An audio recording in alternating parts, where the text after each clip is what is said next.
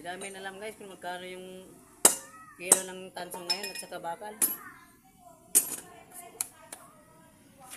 At kami ay napag-utosan ng aming boss na disparate yung bakal at saka yung mga tanso guys.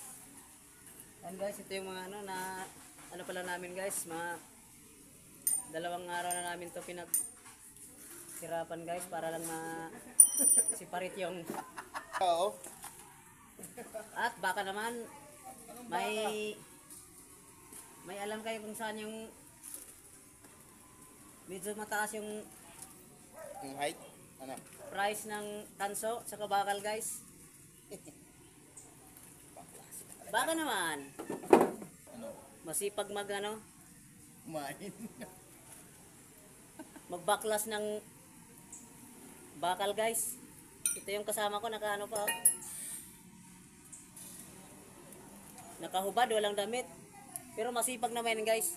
Guys, sinasabihan. Always lagi siya andito.